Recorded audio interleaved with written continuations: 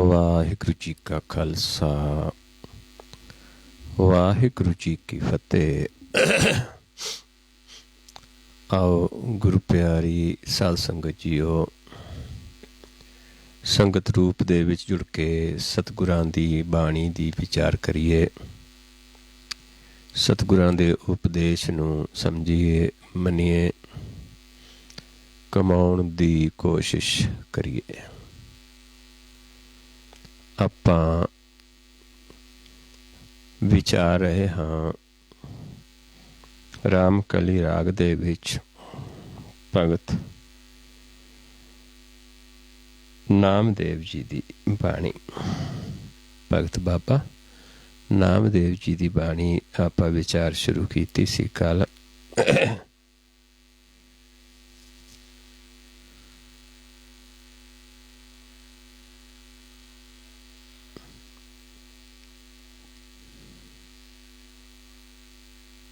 ਤਿੰਨ ਸ਼ਬਦ ਆਪਾਂ ਕੱਲ ਵਿਚਾਰੇ ਸੀ।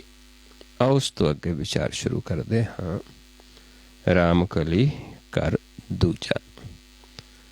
ਰਾਮਕਲੀ ਰਾਗ ਦੇ ਵਿੱਚ ਕਰ ਦੂਜਾ ਹੈ। ਭਗਤ ਬਾਬਾ ਨਾਮਦੇਵ ਜੀ ਦਾ ਸ਼ਬਦ ਹੈ, ਬਾਣੀ ਹੈ। ਰਹੋ ਪੰਕਤੀਆਂ ਹਨ। ਛੋੜ ਛੋੜ ਰੇ ਪਖੰਡੀ, ਮਨ ਕਪਟ ਨਾ ਕੀਜੈ। ਹਰ ਕਾ ਨਾਮ ਨਿਤ ਨਿਤ ਹੈ ਲੀਜੈ। ਹੁਣ ਸਮਝਾਉਂਦੇ ਨੇ ਪਖੰਡੀ ਮਨ ਜਿਹੜਾ ਹੈ ਦਿਖਾਵਾ ਕਰਦਾ ਹੈ ਸੰਸਾਰੀ ਕਰਮਾਂ ਦਾ। ਕੁਛ ਵੀ ਸੰਸਾਰੀ ਜਿਹੜਾ ਕਰਮ ਕਾਂਡ ਕਰਦਾ ਹੈ, ਕਿਉਂਕਿ ਨਾਮ ਤੋਂ ਬਿਨਾਂ ਸਭ ਕੁਛ ਹੀ ਵਿਅਰਥ ਹੈ ਤੇ ਇਹ ਕਪਟ ਹੈ। ਲੋਕਾਂ ਨੂੰ ਭਰਮ ਦੇ ਵਿੱਚ ਪਾਉਣ ਵਾਸਤੇ ਜੀਵ ਕਪਟ ਕਰਦਾ ਹੈ, ਮਨ ਦੇ ਨਾਲ ਕਪਟ ਹੈ। ਇਸ ਕਰਕੇ ਸਮਝਾਉਂਦੇ ਨੇ ਕਿ ਤੂੰ ਕਪਟ ਨਾ ਕਰ, ਇਹ ਪਖੰਡ ਨੂੰ ਛੱਡ ਦੇ। ਛੋੜ ਛੋੜ ਰੇ ਪਖੰਡੀ, ਮਨ ਕਪਟ ਨਾ ਕੀਜੈ।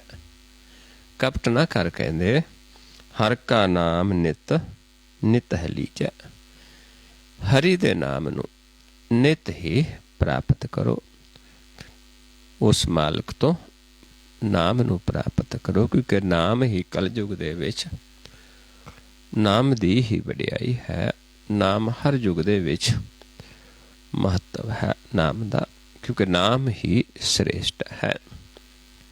ਤੇ ਨਾਮ ਦੀ ਜੋ ਉਪਮਾ ਹੈ, ਨਾਮ ਦੀ ਜੋ ਵਡਿਆਈ ਹੈ, ਉਸ ਦਾ ਇਸ ਸ਼ਬਦ ਦੇ ਵਿੱਚ ਫਿਰ ਨਾਮ ਦੀ ਮਹਿਮਾ ਦਾ ਵਰਣਨ ਕੀਤਾ ਹੈ। ਆਓ ਸ਼ੁਰੂ ਕਰਦੇ ਹਾਂ ਆਪਾਂ ਵਿਚਾਰ ਕਿ ਨਾਮ ਜੋ ਅਮੁੱਲ ਹੈ, ਕਿੱਥੇ ਤੱਕ ਆਪਾਂ ਕੁਛ ਵੀ ਕਰ ਲਈਏ ਕਿ ਨਾਮ ਦੇ ਬਰਾਬਰ ਕੁਛ ਵੀ ਨਹੀਂ ਪੁੱਜਦਾ। ਇੱਥੇ ਸਮਝਾਉਂਦੇ ਨੇ ਬਾਨਾਰਸੀ ਤਪ ਕਰੈ, ਉਲਟ ਤੀਰਥ ਮਰੈ। ਅਗਨ ਦਾ ਹੈ ਕਾਇਆ, ਕਲਪ ਕੀਜੈ। ਇਹ ਤੱਕ ਸਮਝਾਉਂਦੇ ਨੇ ਕਿ ਜੀਵ ਤਪ ਕਰਦਾ ਹੈ, ਬਨਾਂ ਦੇ ਵਿੱਚ ਜਾ ਕੇ, ਜਾਂ ਉਲਟਾ ਲਟਕਦਾ ਹੈ, ਜਾਂ ਤੀਰਥਾਂ ਤੇ ਜਾ ਕੇ ਕੋਈ ਮਰੇ, ਤਪ ਕਰੇ, ਅਗਨ ਦੇ ਵਿੱਚ ਸੜ ਜਾਵੇ, ਜਾਂ ਆਪਣੇ ਕਾਇਆ ਨੂੰ, ਸਰੀਰ ਨੂੰ ਘਟਾ ਦੇਵੇ। ਜਿਹਨੂੰ ਮਹਾਰਾਜ ਸਮਝਾਉਂਦੇ ਨੇ ਨਿਮਖ ਨਿਮਖ ਕਰ ਸੀਰ ਘਟਾਵੈ, ਤੋ ਪੀ ਹਉਮੈ ਮੈਲ ਨਾ ਜਾਵੇ। ਨਿਮਖ ਨਿਮਖ ਕਰ ਸੀਰ ਘਟਾਏ, ਤੋ ਪੀ ਹਉਮੈ ਮੈਲ ਨਾ ਜਾਏ। ਵੀ ਜੋ ਵੀ ਤਨ ਨੂੰ ਕਿੰਨਾ ਹੀ ਆਪਾਂ ਦੁੱਖ ਦੇ ਲਈਏ, ਲੋਕਾਂ ਨੂੰ ਦਿਖਾਵੇ ਵਾਸਤੇ ਕਿ ਹਾਂ ਬੜਾ ਇਹ ਤਪਸਵੀ ਹੈ, ਬੜਾ ਇਹ ਸੇਵਕ ਹੈ, ਤਨ ਕਰਕੇ ਜੋ ਵੀ ਕਰਦਾ ਹੈ, ਕੁਛ ਵੀ ਕਰ ਲਵੇ। ਅਸਮੇਧ ਜਗ ਕੀਜੈ, ਸੋਨਾ ਗਰਭ ਦਾਨ ਦੀਜੈ। ਵੀ ਅਸਮੇਧ ਜਗ ਕਰ ਲਈਏ, ਜਾਂ ਸੋਨੇ ਦਾ ਹਿਰਨ ਬਣਾ ਕੇ ਦਾਨ ਕਰ ਦਈਏ।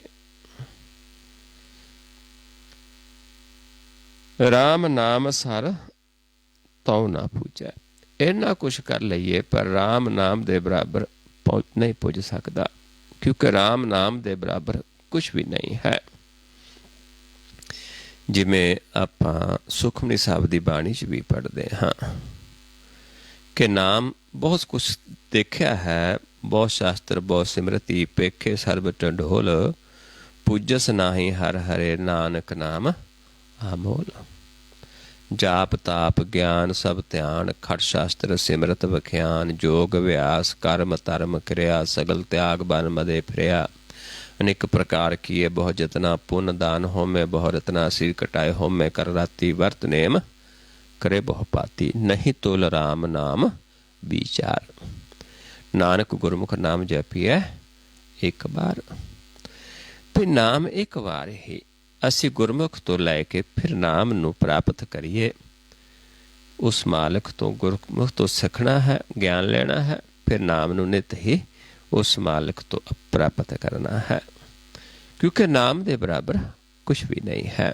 ਇੱਥੇ ਉਸ ਨਾਮ ਦੀ ਹੀ ਮਹਿਮਾ ਭਗਤ ਨਾਮਦੇਵ ਜੀ ਵੀ ਸਾਨੂੰ ਸਮਝਾ ਰਹੇ ਨੇ ਵੀ ਕਿੰਨਾ ਹੀ ਸੰਸਾਰ ਦੇ ਵਿੱਚ ਦਿਖਾਵੇ ਦਾ ਕੋਈ ਕਰਮ ਕਾਂਡ ਕਰ ਲਈਏ, ਸਭ ਪਖੰਡ ਹੈ। ਕਰਮ ਧਰਮ ਪਖੰਡ ਜੋ ਦੀਸ ਹੈ, ਸਭ ਜਮ ਜਗਾਤੀ ਲੁੱਟੈ। ਸਭ ਲੁੱਟਿਆ ਜਾਂਦਾ ਹੈ, ਕਿਉਂਕਿ ਅੱਗੇ ਇਸ ਦੀ ਕੋਈ ਕੀਮਤ ਨਹੀਂ ਪੈਂਦੀ, ਦਰਗਾਹ ਦੇ ਵਿੱਚ ਕੋਈ ਕੀਮਤ ਨਹੀਂ ਹੈ, ਇਸ ਕਰਕੇ ਉਹਦੇ ਬਰਾਬਰ ਨਹੀਂ ਪੁੱਜਦਾ। ਹੋਰ ਬਹੁਤ ਸਾਰੀਆਂ ਉਦਾਹਰਨਾਂ ਦਿੱਤੀਆਂ ਨੇ। ਗੰਗਾ ਜੋ ਗੋਦਾਵਰ ਜਾਈਏ, ਗੰਗਾ ਜਾਂ ਗੋਦਾਵਰੀ ਨਦੀ ਤੇ ਚਲੇ ਜਾਈਏ। ਕੁੰਭ ਜੋ ਕੇਦਾਰ ਨਹਾਈਏ। ਇੱਦਾਂ ਹੀ ਇਹ ਨਦੀਆਂ ਨੇ ਜਿਨ੍ਹਾਂ 'ਤੇ ਜਾ ਕੇ ਜੀਵਨ ਆਉਂਦਾ ਹੈ, ਜਾਂ ਕੁੰਭ ਦੇ ਮੇਲੇ 'ਤੇ ਚਲੇ ਜਾਂਦਾ ਹੈ। ਕਿਤੇ ਵੀ ਅਸੀਂ ਚਲੇ ਜਾਈਏ, ਗੌਤਮੀ ਸਹਿਸ ਗਊ ਦਾਨ ਕੀਜੈ। ਗੌਤਮੀ ਨਦੀ ਹੈ, ਕਹਿੰਦੇ ਚਾਹੇ ਹਜ਼ਾਰਾਂ ਗਾਇਆਂ ਦਾਨ ਕਰ ਦੇਈਏ ਉੱਥੇ ਜਾ ਕੇ।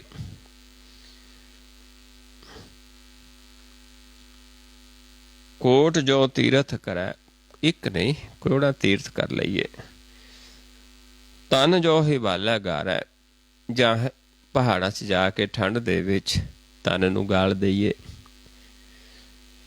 ਰਾਮ ਨਾਮ ਸਰ ਤਉ ਨਾ ਪੂਜੈ, ਕਿਉਂਕਿ ਰਾਮ ਨਾਮ ਦੇ ਬਰਾਬਰ ਨਹੀਂ ਪੁੱਜ ਸਕਦਾ, ਫਿਰ ਵੀ ਨਹੀਂ ਪੁੱਜਦਾ। ਇੰਨਾ ਕੁਛ ਕਰ ਲਈਏ ਦਿਖਾਵੇ ਦਾ, ਤਨ ਕਰਕੇ ਜੋ ਵੀ ਕਰ ਲਈਏ, ਪਰਮੇਸ਼ਰ ਨੂੰ ਨਹੀਂ ਪਾਉਂਦਾ, ਕਿਉਂਕਿ ਪਰਮੇਸ਼ਰ ਨੂੰ ਨਾਮ ਪਾਉਂਦਾ ਹੈ। ਨਾਮ ਤਨ ਨੇ ਨਹੀਂ, ਮਨ ਨੇ ਪ੍ਰਾਪਤ ਕਰਨਾ ਹੈ, ਕਿਉਂਕਿ ਮਨ ਨੂੰ ਮਿਲਣਾ ਹੈ। ਮਨ ਦਾ ਸੰਬੰਧ ਨਾਮ ਦੇ ਨਾਲ ਹੈ, ਤਨ ਦਾ ਨਹੀਂ। ਤਨ ਦਾ ਪਾਉਣ ਦੇ ਨਾਲ ਹੈ, ਤਨ ਦਾ ਸੰਸਾਰੀ ਪਦਾਰਥਾਂ ਦੇ ਨਾਲ ਹੈ। ਤਨ ਨੂੰ ਜੋ ਮਿਲਣਾ ਸੰਸਾਰ 'ਚੋਂ ਮਿਲਣਾ ਹੈ, ਮਨ ਨੂੰ ਸੰਸਾਰ ਦੇ ਵਿੱਚੋਂ ਕੁਛ ਵੀ ਨਹੀਂ ਪ੍ਰਾਪਤ ਹੁੰਦਾ, ਕਿਉਂਕਿ ਮਨ ਨੂੰ ਪਰਮੇਸ਼ਰ ਤੋਂ ਨਾਮ ਮਿਲਣਾ, ਸਤਿਗੁਰ ਤੋਂ ਨਾਮ ਮਿਲਣਾ ਹੈ। ਅਸ ਦਾਨ ਗਾਜ ਦਾਨ, ਹੋਰ ਦਾਨ ਦੀ ਗੱਲ ਕਰਦੇ, ਹਾਥੀ ਦਾਨ ਕਰ ਦਈਏ ਤੇ ਘੋੜੇ ਦਾਨ ਕਰ ਦਈਏ। ਇੱਥੇ ਤੱਕ ਸਹਿਜਾ ਨਾਰੀ ਭੂਮ ਦਾਨ, ਨਾਰੀ ਦਾਨ ਕਰ ਦਈਏ, ਭੂਮੀ ਦਾਨ ਕਰ ਦਈਏ। ਐਸੋ ਦਾਨ ਨਿਤ ਨਿਤ ਹੈ ਕੀਜੈ। ਇੱਕ ਦਿਨ ਨਹੀਂ, ਨਿਤ ਹੀ ਐਸਾ ਦਾਨ ਕਰਦੇ ਰਹੀਏ। ਆਤਮ ਜੋ ਨਿਰਮੈਲ ਕੀਜੈ, ਆਪਣੇ ਆਪ ਨੂੰ ਜਿੰਨਾ ਮਰਲੀ ਨਿਰਮਲ ਕਰ ਲਈਏ। ਆਪ ਬਰਾਬਰ ਕੰਚਨ ਦੀਜੈ, ਆਪਣੇ ਬਰਾਬਰ ਹੀਰਾ ਕੰਚਨ ਤੋਲ ਕੇ ਦੇ ਦਈਏ, ਦਾਨ ਕਰ ਦਈਏ। ਕੰਚਨ ਸੋਨੇ ਨੂੰ ਕਹਿੰਦੇ ਆਮ, ਪਰ ਲੱਗਦਾ ਕਿ ਹੀਰਾ ਨੂੰ ਕੰਚਨ ਕਿਆ ਹੋਏਗਾ। ਆਮ ਸੋਨੇ ਦੀ ਗੱਲ ਹੈ ਕਿ ਕੰਚਨ ਸੋਨਾ ਹੈ। ਚਲੋ ਆਪਾਂ ਸੋਨਾ ਕਹਿ ਲਈਏ ਕਿ ਬੰਦਾ ਆਪਣੇ ਬਰਾਬਰ ਸੋਨਾ ਤੋਲ ਕੇ ਵੀ ਦਾਨ ਕਰ ਦੇਵੇ। ਰਾਮ ਨਾਮ ਸਰ ਤਉ ਨਾ ਪੂਜੈ, ਫਿਰ ਵੀ ਰਾਮ ਨਾਮ ਦੇ ਬਰਾਬਰ ਨਹੀਂ ਪੁੱਜਦਾ। ਰਾਮ ਨਾਮ ਦੇ ਇੱਕ ਤਿਨਕਾ ਮਾਤਰ ਵੀ ਨਹੀਂ ਪਹੁੰਚਦਾ, ਕਿਉਂਕਿ ਰਾਮ ਨਾਮ ਜੋ ਹੈ ਅਮੁੱਲ ਹੈ। ਮਨੇ ਨਾ ਕੀਜੈ ਰੋਸ, ਜਮੈ ਨਾ ਦੀਜੈ ਦੋਸ਼। ਹੁਣ ਸਮਝਾਉਂਦੇ ਨੇ ਕਿ ਮਨ ਦੇ ਵਿੱਚ ਰੋਸ ਨਹੀਂ ਹੋਏਗਾ ਤੇ ਜਮ दिस मारनी पएगी, क्योंकि दोष नहीं लगेगा सानू। कदों नहीं लगेगा? कदों? ना सानू दुख होएगा, ना सानू अपने जीवन का इत्थे आए के खाली जाण का दुख होएगा, ना जम सानू दोष दे के मारनगे। निर्मल निर्वाण पद चीन लीजै। कहते पर निर्मल निर्वाण पद की प्राप्ति कर लो। निर्वाण पद है जित निर्वाण पद की प्राप्ति निर्वाण कीर्तन नाल हुंदी है। निर्वाण कीर्तन गावो करते का निमक सिमरत जित छुटै। एक निमक सिमरत नाल ही साडा मन छुट जाता है। वो निर्वाण पद है, वो निर्मल है। निर्मल निर्वाण पद चीन, क्योंकि उत्थे निर्मल है, उत्थे माया नहीं है, उत्थे एक प्रकाश है अनुभवी, एक चमक है। जिथे जाके मन भी निर्मल हो जाता है, प्रकाश हो जाता है। उस जड़ा पद है निर्वाण पद, चौथा पद, उसकी कहते प्राप्ति हो जावे, उसकी प्राप्ति कर ले, चीन ला उसनू। ना तो फिर मन दे विच कोई पछतावा रहेगा, ते ना जम सानू दोष दे के मारनगे। ऐसा कुछ भी फिर साडे नाल नहीं होएगा। जसरथ राय नंद राजा मेरा राम चंद। प्रणवे नामा तत रस अमृत पीजै। समझाउंदे ने भी जिमें जसरथ राय नंद, जिमें जसरथ राय दा पुत्र, इदां ही राजा मेरा रामचंद। जिमें उसनू अपने पुत्र दे नाल प्यार सी जसरथ नू, इदां ही परमेश्वर सानू फिर प्यार करेगा। कि मेरा प्यारा इन्ना प्यारा है, जिमें जसरथ नू अपना पुत्र प्यारा सी, विजोग दे विच जान दे दिती, इदां ही इन्ना प्यार सी, रह नहीं सकिया। बेशक पत्नी दे आख्या उसनू बनवास दे दिता, लेकिन उस तो बिना जी नहीं सकिया, क्योंकि प्रेम सी। इदां ही परमेश्वर सानू प्रेम करता है। वो कहता है कि ये तो मेरा जिहड़ा नाम प्राप्त कर लैंदा है, कि ये तो मेरा राजा है, ये तो मेरा रामचंद है। प्रणवे नामा तत रस अमृत पीजै। पर कहते कदों कहता है? जदों वो रस नाम रस जो तत रस नू प्राप्त कर लेंदे, अमृत नू पी लैंदा है, मन अमृत नू प्राप्त कर लैंदा है, नाम नू प्राप्त कर लैंदा है, ते फिर इन्ना प्रेम सानू परमेश्वर करता है, जिमें जसरथ रामचंद्र जी का पिता, रामचंद्र जी का पिता रामचंद्र जी नू प्रेम करता सी। इन्ना प्रेम साडा परमेश्वर ना पै जाता कि जिथे कोई भी दान पुन नहीं पुजता, सिर्फ नाम नित ही प्राप्त करना है। मन दे अंदरों कपट करके पखंड दिखावे दा कर्म कांड छड़ के सिर्फ परमेश्वर दे नाम नू त्यागना है। अमृत रस नू प्राप्त करना है, अमृत रस नू पीना है। फिर आप उस प्रभु नू पाउंदे हाँ। कुछ भी करने की जरूरत नहीं, सिर्फ नित ही नाम नू त्यागना है।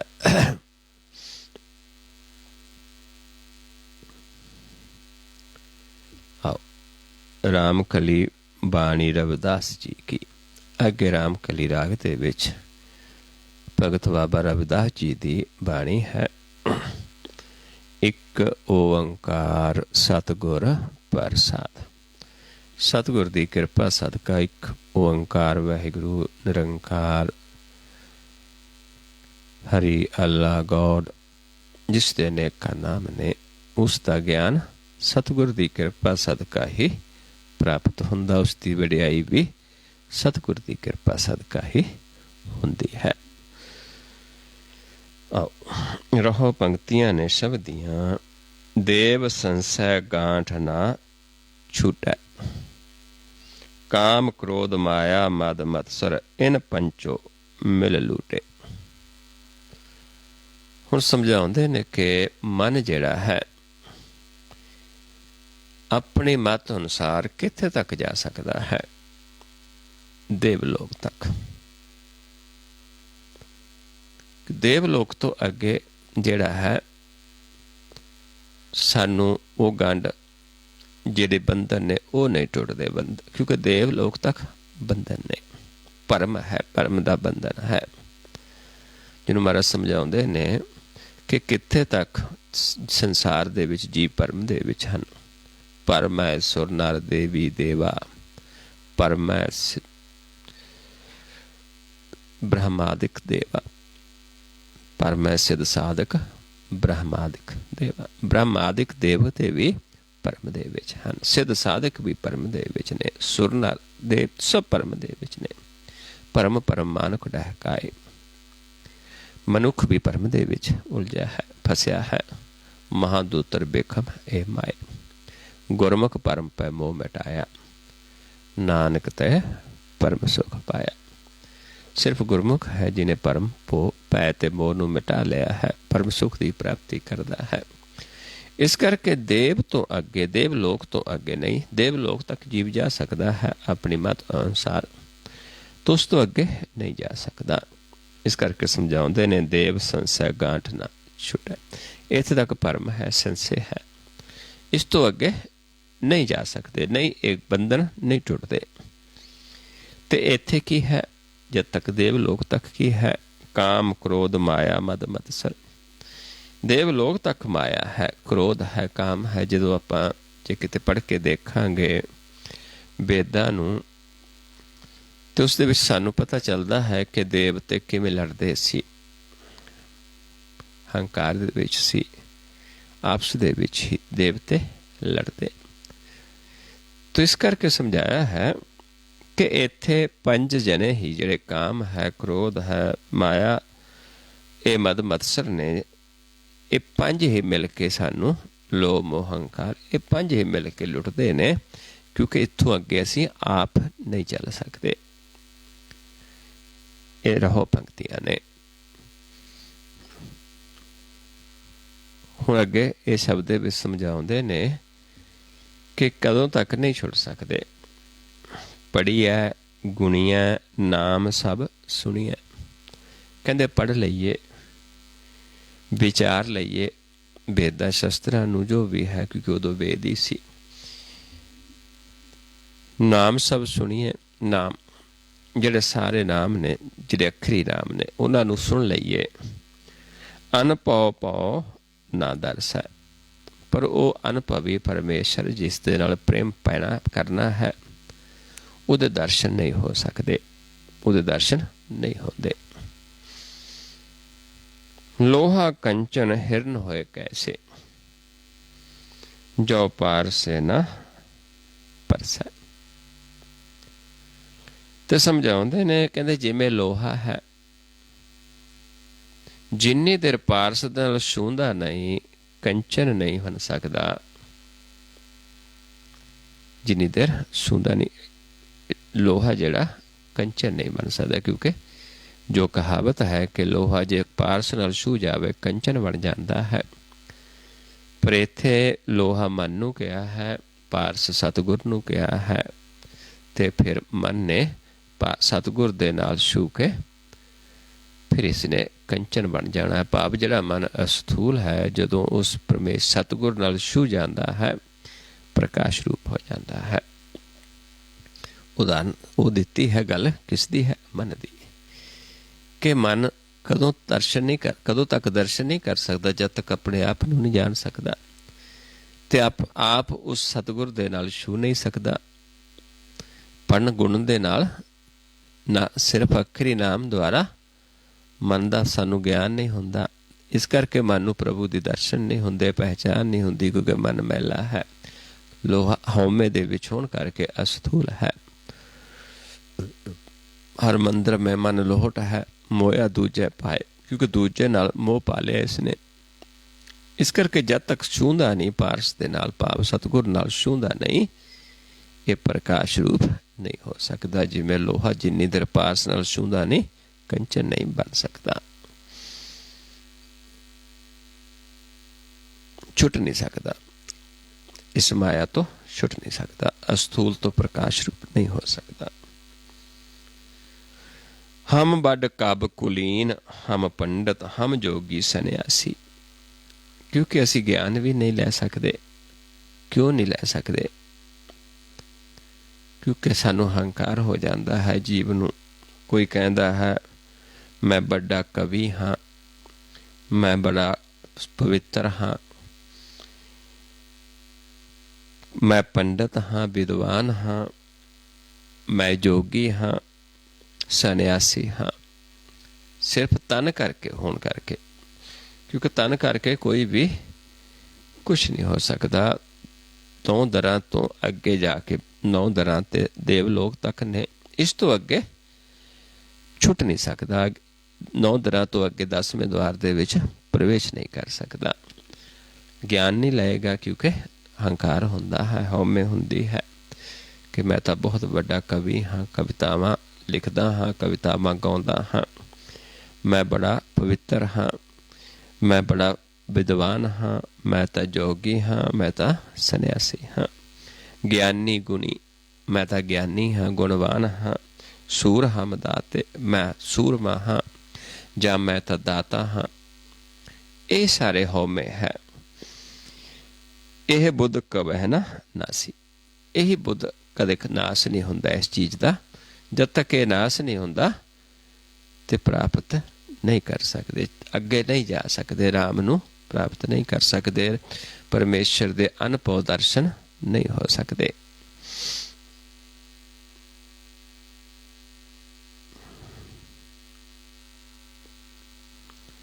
कहो रविदास सवै नहीं समझस, फूल भरे जैसे बौरे। कहते जिमें कमला भुल जाता है, उसनू कोई सोझी ही नहीं रहिंदी, ना उसनू किसी की गल समझ लगती। इदां ही कहते ये लोग ने जेड़े, कोई कवि है, कोई अपने आप नू पवित्र समझदा है, कोई पंडित विद्वान समझदा, कोई जोगी, कोई सन्यासी, कोई ज्ञानी गुणी, कोई सूरमा, कोई दाता, इदां बनिया है। जे आपां इस देख लईए कि ये रावण दे विच सारे ही औगण सन, ये हंकारी, ये सिर सन। इस करके जब तक ये सारा कुछ छड्डदे नहीं, उसके दर्शन नहीं हो सकते। इस करके कहते कमले दी न्याई सारे, सारे ही, एक नहीं दो नहीं, सारे ही। मोहे आधार नाम नारायण, जीवन प्राण तन मोरे। पर भगत बाबा रविदास जी कहते मैं तो, मेरा जिहड़ा आधार है वो उस नारायण का नाम है, परमेश्वर का नाम है। नाम अखरां दे विच नहीं हुंदा, नाम हिरदे च प्रगट होंदा है, प्रकाश है। उसनूं आधार बनाउंदे हैं। कहते मेरा आधार उस नाम नारायण का नाम है। नारायण का नाम, राम नाम, बहुत सारे सतनाम, हर नाम, किन्ने तरह के आ जाते हैं, पर नाम एक ही है। वो अखरां तो निर्लेप है, जिसनों क्या है, नौ तेरा निरंकार है, न लया नरक न जाइए। इत्थे निरंकार भी अखरी नहीं, निरंकार भाव प्रकाश है, जो अखरां दे विच लिखिया नहीं जा सकता। जिमें परमेश्वर निरंकार है, वो अखरां दे विच नहीं आउंदा, वो लेखे तो बाहर है। इदा नाम भी हिरदे दे विच उसनूं देख ही सकते हैं, दर्शन ही कर सकते हैं। जीवन प्राण तन मोरा, वही मेरे जीवन, मेरा प्राण दा तन, जो प्राणपत मालक है, मेरा तो वही आधार है। प्राणा नूं आधार बना के नाम दे नाल आधार बनता है, क्योंकि जिथों प्राण आउंदे ने उत्थों ही सानू नाम दी प्राप्ति होनी है। दो वस्तुआं परमेश्वर ने अपने कोल रखियां ने, नाम ते पाउण। ये दोनों तो बिना सारा कुछ ही काल दे वस कीता होया है।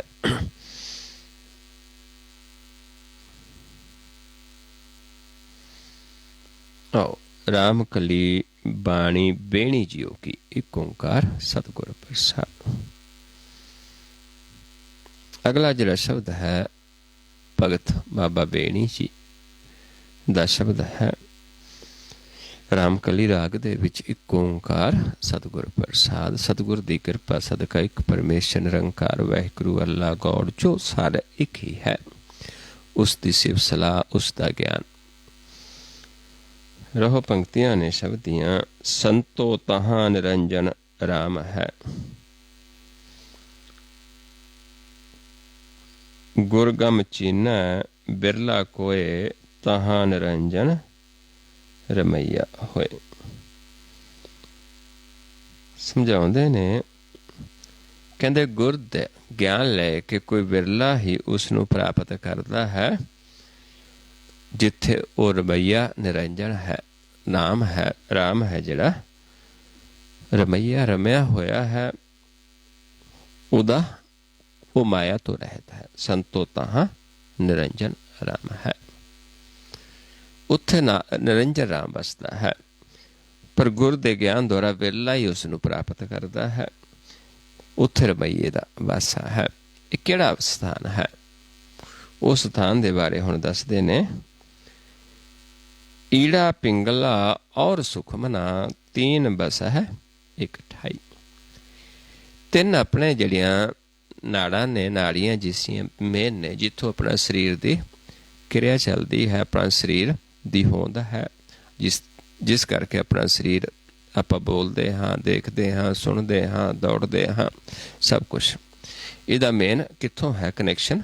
ਇਹ ਦੋ ਸੁਰਾਂ ਨੇ, ਇੱਥੋਂ ਪੌਣ ਅੰਦਰ ਜਾਂਦੀ ਬਾਹਰ ਆਉਂਦੀ, ਤੇ ਨਾਲ ਹੀ ਸੁਖਮਨਾ ਹੈ ਜਿਹੜੀ ਆਲੋਪ ਹੋਈ ਹੈ, ਗੁਪਤ ਹੈ। ਤਿੰਨ ਇਕੱਠੀਆਂ ਹੀ ਵਸਦੀਆਂ ਨੇ ਇੱਕੋ ਥਾਂ ਤੇ। ਈੜਾ ਪਿੰਗਲਾ ਔਰ ਸੁਖਮਨਾ तीन बस है एक ठाई। ਇੱਕ ਹੀ ਥਾਂ ਤੇ ਤਿੰਨ ਵਸਦੀਆਂ ਨੇ। ਬੇਣੀ ਸੰਗਮ ਤੇ ਪਰਾਗ, ਇੱਥੇ ਸੰਗਮ ਹੈ। ਬੇਣੀ ਜੀ ਕਹਿੰਦੇ ਨੇ, ਬੇਣੀ ਤ੍ਰਿਵੈਣੀ ਨੂੰ ਵੀ ਕਿਹਾ ਹੈ ਕਿ ਜਿੱਥੇ ਸੰਗਮ ਹੁੰਦਾ ਹੈ ਤਿੰਨਾਂ ਦਾ, ਇਸ ਕਰਕੇ ਬੇਣੀ ਜਿਸ ਦੀ ਇਹ ਬਾਣੀ ਹੈ, ਆਪਾਂ ਉਸ ਦਾ ਵੀ ਉਹ ਕਹਿ ਰਿਹਾ ਹੈ ਵੀ ਇੱਥੇ ਜਿੱਥੇ ਤਿੰਨਾਂ ਦਾ ਸੰਗਮ ਹੈ, ਇੱਥੇ ਪਰਾਗ ਬਣਦਾ ਹੈ। ਜਿਵੇਂ ਬਾਹਰ ਇਲਾਹਾਬਾਦ ਦੇ ਵਿੱਚ ਪਰਾਗ ਹੈ, ਜਿੱਥੇ ਲੋਕ ਇਸ਼ਨਾਨ ਕਰਦੇ ਨੇ, ਤੇ ਇੱਥੇ ਵੀ ਪਰਾਗ ਬਣਦਾ ਹੈ ਸਾਡੇ ਅੰਦਰ, ਜਿੱਥੇ ਤਿੰਨ ਇਕੱਠੀਆਂ ਨੇ। ਇੱਥੇ ਹੀ ਮਨ ਨੇ ਇਸ਼ਨਾਨ ਕਰਨਾ ਹੈ। ਮਨ ਮੱਜਣ ਕਰੈ ਤਿਥਾਈ, ਇੱਥੇ ਹੀ ਮਨ ਇਸ਼ਨਾਨ ਕਰਦਾ ਹੈ। ਇੱਥੇ ਹੀ ਜਦੋਂ ਅਸੀਂ ਫਿਰ ਅਭਿਆਸ ਕਰਦੇ ਹਾਂ, ਗੁਰ ਦੇ ਗਿਆਨ ਦੁਆਰਾ ਪ੍ਰਾਪਤ ਕਰਦੇ ਹਾਂ, ਇੱਥੇ ਹੀ ਸਾਨੂੰ ਉਹ ਰਾਮ ਪ੍ਰਗਟ ਹੋ ਜਾਂਦਾ ਹੈ, जो निरंजन है, जो माया तो रहता है, जो अनुभवी प्रकाश है। देव स्थान क्या निशानी, तह बाजे शब्द अनाहत बाणी। हुण समझाउंदे ने भी जिथे मालिक शुरू हुंदा है, जिथों मालिक दा देह शुरू हुंदा है, ते देवलोक तो अगे देवलोक तक की है, 9 दरां ते है, संसे ने, परम ने, जिथे ये आवाज़ां सुनदियां ने। निशानी की आ जाती है कि जिहड़ियां सानूं आवाज़ां सुनदियां ने ਕੰਨਾਂ ਦੇ ਵਿੱਚ, ਇਹ ਸਾਰੀਆਂ देवलोक तक ने। अगे गुर दा ज्ञान है, इस करके देव स्थान तो जो अगे चलना है, उत्थे फिर अनाहत बाणी का ज्ञान दिता जाता, अनाहत शब्द का ज्ञान दिता जाता है। तो वो जिथे दा फिर ज्ञान है, उत्थे की है? तह चंद ना सूरज पौन ना पानी। उत्थे फिर ना चंद है, ना सूरज है, ना पौन है, ना पानी है। हुण आपां इस चंद सूरज ने दोनों ते एक किथे मिलिया है साडा मन? पौन पानी अगन दे विच। फिर की हुंदा है जदों मन ए दृष्ट एक दृष्ट हो जाते हाँ, उत्थे ना चंद्रमा सूरज समा जाते, एक हो जाते ने। पौन पानी ये सारा खेल ही शरीर तक है। इस तो उत्ते जिहड़ा उत्ते सिर्फ प्रकाश है, उत्थे एक प्रकाश है, अनुभवी प्रकाश है। साखी जागी गुरमुख जानी, कहते उत्थे फिर गुर दे ज्ञान द्वारा मन जागदा है। जिहड़े गुरमुख ने उन्हां द्वारा साखी सुन के, भाव उन्हां द्वारा गुर लैके ही उत्थे जाणिया जांदा है। देवलोक तो अगे गुरमुख दा ज्ञान लैके ही अगे जाया जांदा है, जाणिया जांदा है।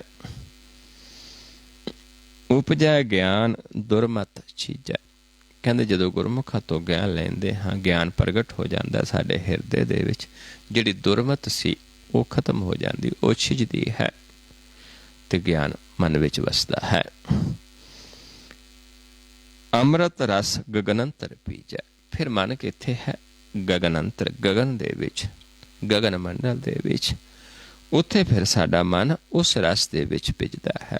ਮਨ ਕਿੱਥੇ? ਨੇਤਰਾਂ ਦੇ ਵਿੱਚ। ਇਸ ਕਰਕੇ ਸਾਡੀ ਦ੍ਰਿਸ਼ਟੀ ਭਿੱਜਦੀ ਹੈ ਗਗਨ ਮੰਡਲ ਦੇ ਵਿੱਚ, ਜਿੱਥੇ ਅੰਮ੍ਰਿਤ ਰਸ, ਹਰ ਰਸ ਹੈ, ਦੇਵ ਸਥਾਨ ਤੋਂ ਅੱਗੇ।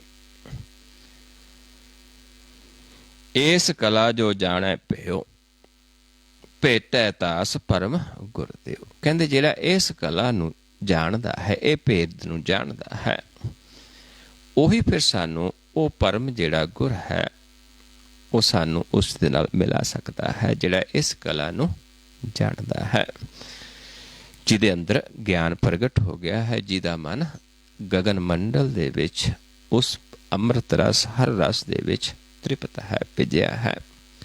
ਜਿਹੜਾ ਇਸ ਕਲਾ ਨੂੰ ਜਾਣਦਾ ਹੈ ਉਹੀ ਫਿਰ ਸਾਨੂੰ ਉੱਥੇ ਦਾ ਗੁਰ ਦੇ ਸਕਦਾ ਹੈ, ਗਿਆਨ ਦੇ ਸਕਦਾ ਹੈ।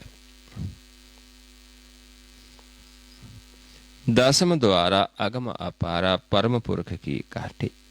ਫਿਰ ਉਹ ਸਾਨੂੰ ਗਿਆਨ ਕਿੱਥੇ ਦਿੰਦਾ ਹੈ? 10ਵੇਂ ਦੁਆਰੇ ਦਾ। ਕਿ 10ਵਾਂ ਦੁਆਰਾ ਕੀ ਹੈ? ਕਿਉਂਕਿ ਬਹੁਤ ਸਾਰੇ ਜੀਵ ਸਰੀਰ ਦੇ ਅੰਦਰ 10ਵਾਂ ਦੁਆਰਾ ਸਮਝਦੇ ਨੇ, ਕਿਉਂਕਿ 10ਵਾਂ ਦੁਆਰਾ ਅਗਮ ਅਪਾਰ ਹੈ, ਇਹ ਸਾਡਾ ਤਨ ਮਿਥਿਆ ਹੈ। ਇਸ ਕਰਕੇ 10ਵੇਂ ਦੁਆਰ 'ਚ ਪ੍ਰਵੇਸ਼ ਹੋ ਕੇ ਕਿੱਥੇ ਚੜ੍ਹਨਾ ਹੁੰਦਾ? ਪਰਮ ਪੁਰਖ ਦੀ ਘਾਟੀ। ਇੱਥੋਂ 10ਵਾਂ ਦੁਆਰ ਜਦੋਂ ਆਪਾਂ ਸ਼ੁਰੂ ਕਰਦੇ ਹਾਂ, ਇੱਥੋਂ ਅਸੀਂ ਚੜ੍ਹਦੇ ਕਿੱਧਰ ਨੂੰ? ਪਰਮ ਪੁਰਖ ਦੀ ਘਾਟੀ, ਇੱਧਰ ਨੂੰ। ਅਬ ਘਟ ਘਾਟੀ ਰਾਮ ਕੀ, ਗਗਨ ਮੰਡਲ ਦੇ ਵਿੱਚ। ਇਹ 9 ਦਰ ਮਿਥਿਆ। ਇੱਥੋਂ ਛੱਡ ਕੇ ਫਿਰ ਅੱਗੇ ਚੱਲਣਾ ਹੁੰਦਾ ਹੈ। ਇਹ ਕੌਣ ਦੱਸਦਾ? ਜਿਹੜਾ ਇਸ ਗਗਨ ਮੰਡਲ ਦੇ ਵਿੱਚ, ਜਿਸ ਦਾ ਮਨ ਉਸ ਰਸ ਦੇ ਵਿੱਚ ਭਿੱਜਿਆ ਹੈ, ਫਿਰ ਇਸ ਘਾਟੀ ਨੂੰ ਚੜ੍ਹਦਾ ਹੈ। ਉੱਪਰ ਹਾਟ, ਹਾਟ ਪਰ ਆਲਾ, ਆਲੇ ਪੀਤਰ ਥਾਤੀ। ਹੁਣ ਸਮਝਾਉਂਦੇ ਨੇ ਇੱਥੋਂ ਉੱਪਰ, ਜਿੱਥੋਂ ਇਹ ਪਾਉਣ ਦਾ ਖੇਲ, ਇਸ ਤੋਂ ਉੱਪਰ ਫਿਰ 10ਵੇਂ ਦੁਆਰੇ ਤੋਂ ਉੱਪਰ ਕੀ ਹੈ? ਜਿਵੇਂ ਆਪਾਂ ਦੇਖਦੇ ਅੱਗੇ ਪਿੱਛੇ ਸੰਬੰਧ ਵਿੱਚ ਕੰਧਾਂ ਦੇ ਵਿੱਚ ਆਲੇ ਹੁੰਦੇ ਸੀ, ਜਿਸ ਦੇ ਵਿੱਚ ਥੋੜਾ ਅੰਦਰ ਨੂੰ ਡੂੰਘਾ ਕੰਧ ਦੇ ਵਿੱਚ ਬਣਾਇਆ ਹੁੰਦਾ ਸੀ, ਅੱਖਰ ਨੂੰ ਦੀਵਾ ਰੱਖਿਆ ਕਰਦੇ ਸੀ। ਘਰਾਂ ਦੇ ਵਿੱਚ, ਪੁਰਾਣੇ ਘਰਾਂ ਦੇ ਵਿੱਚ ਆਲੇ ਬਣਾਏ ਹੁੰਦੇ ਸੀ, ਜਿਨ੍ਹਾਂ 'ਚ ਦੀਵਾ ਜਗਾ ਕੇ ਰੱਖਦੇ ਹੁੰਦੇ ਸੀ। ਇੱਦਾਂ ਹੀ ਸਾਡੇ ਇੱਥੇ ਸਰੀਰ ਦੇ ਵਿੱਚ ਇਹ ਆਲਾ ਹੈ ਇਸ ਪਾਸੇ, ਕਿਉਂਕਿ ਇੱਥੇ ਸਾਡੀ ਜੋਤ ਪ੍ਰਗਟ ਹੋ ਜਾਂਦੀ ਹੈ। ਪਰ ਇਸ ਤੋਂ ਉੱਪਰ ਇੱਥੇ ਪਾਉਣ ਖਤਮ ਆ, ਇੱਥੇ ਪਾਉਣ ਦਾ ਖੇਲ ਚੱਲਦਾ। ਇਸ ਤੋਂ ਉੱਪਰ 10ਵੇਂ ਦੁਆਰ ਤੋਂ ਉੱਪਰ ਦੀ ਗੱਲ ਹੈ। ਫਿਰ ਇਸ ਦੇ ਵਿੱਚ ਇੱਧਰ ਸਾਡੀ ਜੋਤ ਪ੍ਰਗਟ ਹੋ ਜਾਂਦੀ ਹੈ। ਜਾਗਤ ਰਹੇ ਨਾ ਕਬਹੂ ਸੋਵੈ। ਕਹਿੰਦੇ ਇੱਥੇ ਫਿਰ ਜਦੋਂ ਇਸ ਗਗਨ ਮੰਡਲ ਦੇ ਵਿੱਚ ਧਿਆਨ ਲਾ ਕੇ ਮਨ ਜਾਗਤ ਅਵਸਥਾ 'ਚ ਆ ਜਾਂਦਾ ਹੈ। ਜਾਗਦਾ ਹੁੰਦਾ ਕਦੋਂ? ਪਰਮ ਦੇ ਵਿੱਚ। ਪਰਮ ਖਤਮ ਹੋ ਜਾਂਦਾ ਹੈ ਤੇ ਜੋਤ ਪ੍ਰਗਟ ਹੋ ਜਾਂਦੀ ਹੈ। ਫਿਰ ਕਦੇ ਮਨ ਸੌਂਦਾ ਨਹੀਂ ਹੈ, ਪਰਮ ਦੇ ਵਿੱਚ ਨਹੀਂ ਜਾਂਦਾ। ਜਾਗਤ ਰਹੇ ਨਾ ਕਬਹੂ ਸੋਵੈ, ਤੀਨ ਤਿਲੋਕ ਸਮਾਧ ਪਲੋਵੈ। ਕਹਿੰਦੇ ਫਿਰ ਮਨ ਉਸ ਪਰਮੇਸ਼ਰ ਦੇ ਵਿੱਚ ਲੀਨ ਹੋ ਜਾਂਦਾ ਹੈ ਤੇ ਉਸ ਨੂੰ ਤਿਰਲੋਕੀ ਦਾ ਵੀ ਤੇ ਚੌਥੇ ਪਦ ਵਿੱਚ ਇਹ ਸਾਰੀ ਸੋਝੀ ਹੋ ਜਾਂਦੀ। ਕਿਉਂਕਿ ਜਦੋਂ ਮਨ ਜਾਗ ਪੈਂਦਾ ਹੈ, ਪਰਮ ਖਤਮ ਹੋ ਜਾਂਦਾ ਹੈ। ਤ੍ਰੈ ਭਵਨਾਂ ਵਿੱਚ ਵੀ ਪਰਮੇਸ਼ਰ ਹੈ, ਚੌਥੇ ਪਦ ਵਿੱਚ ਤਾਂ ਹੈ ਹੀ, ਤ੍ਰੈ ਭਵਨਾਂ ਵਿੱਚ ਵੀ ਉਸੇ ਦਾ ਵਾਸਾ ਹੈ। ਪਰ ਪਰਮ ਜਦੋਂ ਖਤਮ ਹੋ ਜਾਂਦਾ ਹੈ, ਜਿੱਧਰ ਵੀ ਦੇਖਦੇ ਉਧਰ ਹੀ ਮਾਲਕ ਹੈ। ਬੀਜ ਮੰਤਰ ਲੈ ਹਿਰਦਾ ਰਹਿ। ਫਿਰ ਇਹ ਬੀਜ ਮੰਤਰ ਉਸੇ ਨੂੰ ਗੁਰ ਮੰਤਰ ਨੂੰ ਹੀ ਕਹਿ ਦਿੱਤਾ ਹੈ। ਸਾਰਿਆਂ ਦੇ ਅੰਦਰ ਜੋਤ ਪ੍ਰਗਟ ਹੋ ਜਾਂਦੀ ਹੈ ਗੁਰ ਦੇ ਗਿਆਨ ਦੁਆਰਾ, ਜਿਹਨੂੰ ਆਪਾਂ ਪੜ੍ਹਦੇ ਹਾਂ ਸੁਖਮਨੀ ਸਾਹਿਬ ਦੇ ਵਿੱਚ। ਬੀਜ ਮੰਤਰ ਸਰਬ ਕੋ ਗਿਆਨ, ਚੌ ਵਰਨਾ ਮੈਂ ਜਪੈ ਕੋ ਨਾਮ। ਜੋ ਜੋ ਜਪੈ ਤਿਸ ਕੀ ਗਤ ਹੋਏ, ਸਾਧ ਸੰਗ ਪਾਵੈ ਜਨ ਕੋਇ। ਸਭ ਦਸਾਂ ਕਰਕੇ ਜਿਹੜਾ ਉਸ ਜੋਤ ਨੂੰ ਆਪਣੇ ਨੂੰ, ਜਿਹਦੇ ਦੁਆਰਾ ਇਸ ਸ੍ਰਿਸ਼ਟੀ ਦੀ ਰਚਨਾ ਹੈ, ਸਾਡੇ ਸਰੀਰ ਦੀ ਰਚਨਾ ਹੈ, ਜਿਸ ਕਰਕੇ ਸਾਡਾ ਸਰੀਰ ਆਇਆ ਜਿਸ ਨੂੰ ਆਪਾਂ ਪੜ੍ਹਦੇ ਹਾਂ, ਇਹ ਸਰੀਰਾ ਮੇਰੇ ਆ ਹਰ ਤੂੰ ਮੈਂ ਜੋਤ ਰੱਖੀ ਤਾਂ ਤੂੰ ਜਗ ਮੈਂ ਆਇਆ। ਉਹ ਜੋਤ, ਉਹ ਗਿਆਨ, ਉਹ ਬੀਜ ਮੰਤਰ ਹੈ। ਉਸ ਨੂੰ ਫਿਰ ਹਿਰਦੇ 'ਚ ਜੋਤ ਪ੍ਰਗਟ ਹੋ ਜਾਂਦੀ, ਹਿਰਦੇ ਦੇ ਵਿੱਚ ਟਿਕਾ ਕੇ ਰੱਖਦਾ ਹੈ ਮਨ ਨੂੰ। ਮਨੂਆ ਉਲਟ ਸੁਨ ਮੈਂ ਗਾਹੇ, ਕਹਿੰਦੇ ਏਦਾਂ ਮਨੂਆ ਫਿਰ ਜਿਹੜਾ ਮਨ ਹੈ ਸਾਡਾ ਸੁਨ ਦੇ ਵਿੱਚ ਸਮਾ ਜਾਂਦਾ ਹੈ। ਚੌਥੀ ਸੁਨ ਜਿਹੜੀ ਹੈ, ਤ੍ਰੈ ਸੁਨਾਂ ਨੇ ਤ੍ਰੈ ਪਵਨ, ਚੌਥੀ ਸੁਨ ਦੇ ਵਿੱਚ ਮਨ ਜਾ ਕੇ ਜੋਤ ਜੋਤ 'ਚ ਮਿਲਦੀ ਹੈ। ਜਾਗਤ ਰਹੇ ਨਾ ਅਲੀਆ ਪਾਕ ਹੈ, ਕਹਿੰਦੇ ਮਨ ਜਾਗਤ ਰਹਿੰਦਾ ਹੈ। ਫਿਰ ਕਿਸ ਦੀ ਗੱਲ ਕਰਦਾ ਹੈ? ਉਹ ਸੱਚ ਦੀ, ਨਿਰੰਕਾਰ ਦੀ, ਝੂਠ ਦੀ ਨਹੀਂ, ਕੁੜ ਦੀ ਨਹੀਂ ਹੈ। ਉਹ ਸੱਚ ਦੇ ਬਾਰੇ ਆਖਦਾ ਹੈ, ਭਾਖਦਾ ਹੈ। ਪਾਂਚੋ ਇੰਦਰੀ ਬਸ ਕਰ ਰੱਖੈ, ਫਿਰ ਉਹ ਆਪਣੀਆਂ ਇੰਦਰੀਆਂ ਜਿਹੜੀਆਂ ਗਿਆਨ ਇੰਦਰੇ ਨੇ ਸਾਡੇ, ਇਹਨਾਂ ਨੂੰ ਆਪਣੇ ਵਸ ਵਿੱਚ ਕਰਕੇ ਰੱਖਦਾ ਹੈ। ਨੇਤਰ, ਸਰਵਣ, ਰਸਨਾ, ਇਹ ਆਪਣੇ ਬਸ ਵਿੱਚ ਕਰ ਲੈਂਦਾ ਹੈ। ਗੁਰ ਕੀ ਸਾਖੀ ਰੱਖ ਹੈ ਚੀਤ, ਜਿਹੜਾ ਗੁਰ ਦੀ ਜੁਗਤ ਹੈ, ਗੁਰ ਦੀ ਸਾਖੀ ਹੈ, ਗੁਰ ਦਾ ਗਿਆਨ ਹੈ, ਗੁਰ ਦਾ ਮੰਤਰ ਹੈ, ਉਸਨੂੰ ਚਿੱਤ ਦੇ ਵਿੱਚ ਵਸਾ ਲੈਂਦਾ ਹੈ। ਮਨ ਤਨ ਅਰਪੈ ਕ੍ਰਿਸ਼ਨ ਪ੍ਰੀਤ, ਆਪਣਾ ਮਨ ਤਨ ਪਰਮੇਸ਼ਰ ਨੂੰ ਅਰਪਣ ਕਰ ਦਿੰਦਾ ਹੈ, ਉਸ ਨਾਲ ਪ੍ਰੇਮ ਪਾ ਲੈਂਦਾ, ਉਸ ਨੂੰ ਅਰਪਣ ਕਰ ਦਿੰਦਾ ਹੈ। ਕਰ ਪੱਲਵ ਸਾਖਾ ਵਿਚਾਰੇ, ਕਹਿੰਦੇ ਫਿਰ ਉਸ ਦੀ ਵਿਚਾਰ ਕਰਦਾ ਹੈ। ਪੱਲਵ, ਪੱਲਵ ਕਹਿੰਦੇ ਪੱਲਾ, ਗਿਆਨ ਲੈ ਲੈਂਦਾ ਹੈ ਗੁਰ ਦਾ। ਗੁਰ ਦੇ ਗਿਆਨ ਦੁਆਰਾ ਫਿਰ ਗੁਰਮੁਖ, ਜਿਹਨੂੰ ਕਹਿੰਦੇ ਗੁਰਮੁਖ ਗਿਆਨ ਡੋਰੀ ਪ੍ਰਭ ਪਕੜੀ, ਜਹ ਖਿਚੈ ਤਹ ਜਾਏ। ਉਹ ਗਿਆਨ ਦਾ ਪੱਲਾ ਫੜ ਲੈਂਦਾ ਹੈ। ਜਿਵੇਂ ਪਰਮੇਸ਼ਰ ਚਲਾਉਂਦਾ ਉਵੇਂ ਚੱਲਦਾ ਹੈ, ਜਿਵੇਂ ਉਹ ਬੁਲਾਉਂਦਾ ਉਵੇਂ ਬੋਲਦਾ ਹੈ। ਆਪਣਾ ਜਨਮ ਨਾ ਜੂਏ ਹਾਰੇ, ਉਹ ਆਪਣੇ ਜੀਵਨ ਨੂੰ ਕਦੇ ਵੀ ਜੂਏ 'ਚ ਨਹੀਂ ਹਾਰਦਾ। ਭਾਵ ਤ੍ਰੈ ਗੁਣਾ ਤੋਂ ਨਿਰਲੇਪ ਰਹਿੰਦਾ ਹੈ। ਤ੍ਰੈ ਗੁਣਾ ਤੋਂ ਉਹ ਇਹ ਨਹੀਂ ਕਿ ਸਿਰਫ ਤਨ ਤੱਕ ਸੀਮਤ ਹੈ, ਉਹ ਮਨ ਨੂੰ ਜਾਣ ਲੈਂਦਾ ਹੈ। ਮਨ ਦੁਆਰਾ ਜੋ ਕਰਦਾ, ਮਨ ਦੁਆਰਾ ਕਰਦਾ ਹੈ ਤੇ ਮਨ ਦੀ ਹੀ ਵਿਚਾਰ ਕਰਦਾ ਹੈ। ਅਸੁਰ ਨਦੀ ਕਾ ਬੰਦਾ ਮੂਲ, ਕੀ ਕਰਦਾ ਹੈ? ਅਸੁਰ ਨਦੀ, ਅਸੁਰ ਨਦੀ ਹੈ। ਇਸ ਪਾਸੇ ਦਾ ਜਿਹੜਾ ਧਿਆਨ ਹੈ ਸਾਡਾ, ਇਹ ਅਸੁਰ ਨਦੀ ਹੈ। ਇੱਧਰਲੇ ਪਾਸੇ ਸੁਰ ਨੇ ਦੇਵਤਾ ਹੈ। ਹੁਣ ਇਹ ਜਿਹੜਾ ਰਸਤਾ ਇਹ ਬੰਦ ਕਰ ਦਿੰਦਾ ਹੈ ਅਸੁਰ ਨਦੀ ਦਾ, ਇਸ ਧਿਆਨ ਨੂੰ ਇਸ ਪਾਸੇ ਲੈ ਆਉਂਦਾ ਹੈ। ਸੂਰਜ ਵਾਲਾ ਪਾਸਾ ਅਸੁਰ ਨਦੀ ਹੈ, ਇਸ ਕਰਕੇ ਕਹਿੰਦੇ ਅਸੁਰ ਨਦੀ ਕਾ ਬੰਦਾ ਹੈ ਮੂਲ, ਪੱਛਮ ਫਿਰ ਚੜਾਈਏ ਸੂਰ। ਇਸ ਧਿਆਨ ਨੂੰ ਇੱਧਰਲੇ ਪੱਛਮ ਵਾਲੇ ਪਾਸੇ ਲੈ ਜਾਂਦਾ ਹੈ, ਇਸ ਨੂੰ ਬੰਦ ਕਰ ਦਿੰਦਾ ਹੈ। ਪੱਛਮ ਫਿਰ ਚੜਾਵੇ ਸੂਰਜ ਨੂੰ ਪੱਛਮ ਇਸ ਪਾਸੇ ਲੈ ਆਉਂਦਾ। ਇੱਧਰ ਚੰਦਰਮਾ, ਇੱਧਰ ਸੂਰਜ ਆ ਜਾਂਦਾ, ਇਹ ਰਸਤਾ ਬੰਦ ਕਰ ਦਿੰਦਾ ਹੈ। ਅਜਰ ਜਰਾ ਸੋ ਨਿਜਰ ਜਰਾ, ਜਿਹੜਾ ਇਸ ਅਜਰ ਨੂੰ ਜਰ ਲੈਂਦਾ, ਭਾਵ ਇਹ ਗਿਆਨ ਜਿਹੜਾ ਹੈ ਗੁਰ ਦਾ, ਇਸ ਨੂੰ ਜੀਵ ਨੂੰ ਲੈ ਕੇ ਜਰਨਾ ਬੜਾ ਔਖਾ ਹੈ, ਕਿਉਂਕਿ ਭਰਮ ਦੇ ਵਿੱਚ ਪੈ ਜਾਂਦਾ ਹੈ। ਜਿਹਨੇ ਜਰ ਲਿਆ, ਜਿਸ ਨੇ ਇਸ ਨੂੰ ਮਨ ਦੇ ਵਿੱਚ ਵਸਾ ਲਿਆ, ਉਸ ਨੂੰ ਫਿਰ ਇਹ ਅੰਮ੍ਰਿਤ ਪ੍ਰਗਟ ਹੋ ਜਾਂਦਾ ਹੈ। ਇਹ ਜਿਹੜੀ ਸਾਡੀ ਸੁਖਮਨਾ ਹੈ, ਇੱਕ ਤਾਰ ਪੈਣੀ ਸ਼ੁਰੂ ਹੋ ਜਾਂਦੀ ਹੈ। ਜਿਵੇਂ ਝਰਨਾ ਫੁੱਟ ਜਾਂਦਾ, ਏਦਾਂ ਇਸ ਪਾਸੇ ਸਾਡੇ ਜੋਤ ਪ੍ਰਗਟ ਹੋ ਜਾਂਦੀ ਹੈ।